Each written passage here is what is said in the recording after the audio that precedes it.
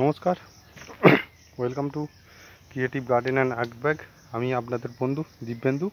তো আজকে different types of dracaena plant, বিভিন্ন ধরনের ড্রেসিনা প্ল্যান্টকে আমরা কীভাবে মনসুন সিজনে গ্রো করতে পারি কাটিং থেকে, সেই সম্বন্ধীয় সারা ডিটেলস তথ্য এই ভিডিওটি আপনি আজকে পেয়ে যাবেন। দেখুন, এখানে বিভিন্ন ধরনের কাটিংকে কিভাবে আমরা নার্সারিতে প্রসেস করি এবং প্রসেসের পরে কিভাবে কাটিংগুলোকে প্যাকেটে লাগিয়ে সেইগুলোকে গ্রো করি।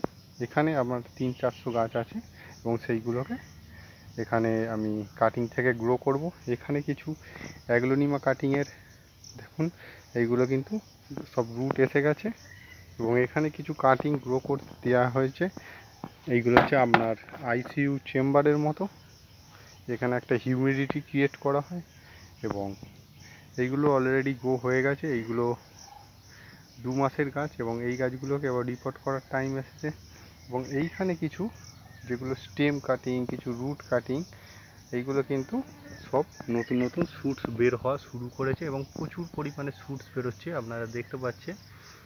তো এইগুলো সব শেডের নিচে রাখা আছে, যেহেতু এখন বৃষ্টিটা ভালোই হচ্ছে। তো এখন ডাইরেক্ট আপনি সানলাইটে বা ডাইরেক্ট একদম আকাশের নিচে রাখা যাবে না, বিশেষ করে এই গাছগুলো।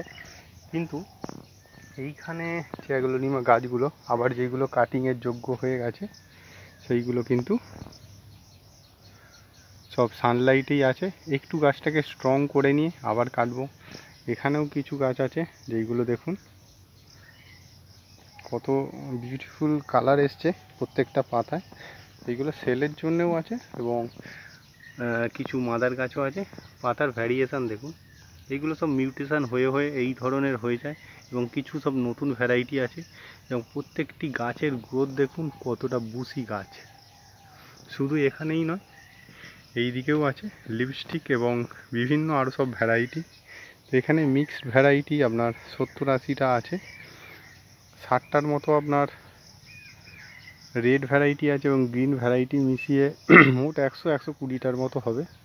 এবং এখানে কিছু ছোট প্যাকেটে গ্রো হচ্ছে, কিছু মাদার প্ল্যান্ট গ্রো হচ্ছে। তো আজকের মতো এখানে শেষ করছি, নমস্কার।